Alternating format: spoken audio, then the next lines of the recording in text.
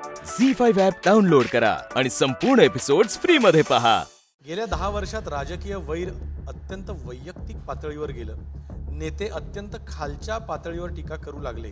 हे तुमची सत्ता आल्यानंतर सुरू झालं असं लोकांचं म्हणणं आहे। मी तुम्हाला पुराव्यासहित सांगू शकेल की महाविकास आघाडीचं सरकार जेव्हा आलं आणि उद्धवजी मुख्यमंत्री झाले आणि त्यानंतर महाविकास आघाडीचे नेते आणि त्यांच्या कार्यकर्त्यांच्या टीम यांनी जी वैयक्तिक खालची पातळी गाठली ती मला असं वाटतं की महाराष्ट्राच्या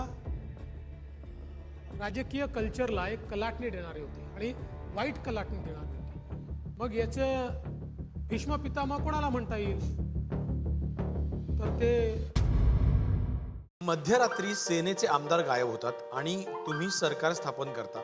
रात्री राष्ट्रवादीचे आमदार गायब होतात, तुम्ही पहाटे अजित पवारांबरोबर शपथ घेता। रात्री खूप ऍक्टिव्ह असतात, तुम्हाला रात्री झोप येत नाही का? पण खरंच आहे, मी रात्री जास्त ऍक्टिव्ह असतो। रात्री जरा जास्त एनर्जी असते। कधी कधी काही गोष्टी रात्री जास्त सोप्या असतात करणं आणि त्या रात्री होतात।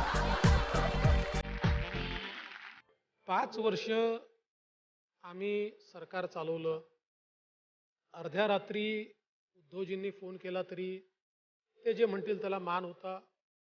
मी कधी त्यांना नाही म्हटलं नाही। कधीच मी मुख्यमंत्री आहे तर मी त्यांच्याकडे जाणार नाही असं नाही। मी स्वतः मातोश्रीवर जायचो। कुठेही मान अपमान नाट्य मी केलं नाही।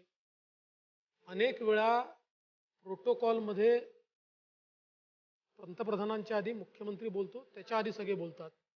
मी प्रोटोकॉल तोडून माझं भाषण केल्यानंतर त्यांना भाषण करायला द्यायचो। एवढं सगळं असताना ठीक आहे, तुमचं नाही पटलं, तुम्हाला मुख्यमंत्री व्हायचं आहे, तुम्ही दुसऱ्यासोबत जाणार आहात, हिमतीने सांगितलं पाहिजे।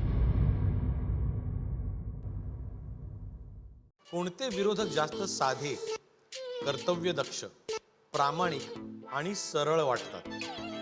केजरीवाल का उद्धव ठाकरे? केजरीवाल आणि उद्धव ठाकरे दोघेही मला जिलबी सारखे सरळ वाटतात। महाराष्ट्राचा भावी युवा नेता कोण, जो अभ्यासू, संयमी आणि दूरदर्शी वाटतो? आदित्य ठाकरे की श्रीकांत शिंदे? लोकांना आता असं वाटतं की भारतीय जनता पक्ष म्हणजे एक वॉशिंग मशीन आहे, ज्याच्यामध्ये लोक गेली की स्वच्छ होऊन बाहेर येतात असं। मी काही असा माझा दावा नाही की मी जगातला सगळ्यात प्रामाणिक माणूस आहे। राजकारणामध्ये कॉम्प्रोमाइजेस मी पण करतो।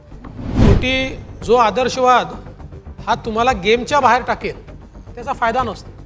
गेममध्ये राहिलात तर आदर्शवादी राहा।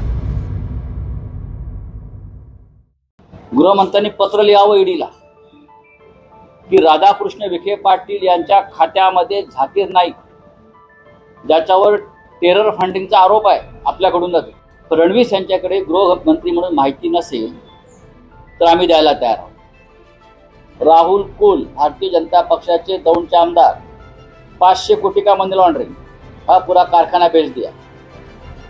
क्या कर रहे हैं फडणवीस साहब? संजय राउत 1000 कोटी रुपये का घोटाला किया, क्या कर रहे ईडी? मला वाटलं नव्हतं तुम्ही अशाही माणसाला उत्तर द्यायला सांगाल। मला माझा स्तर ठेवा। झी5 ॲप डाउनलोड करा आणि पहा सर्व एपिसोड्स एकदम फ्री।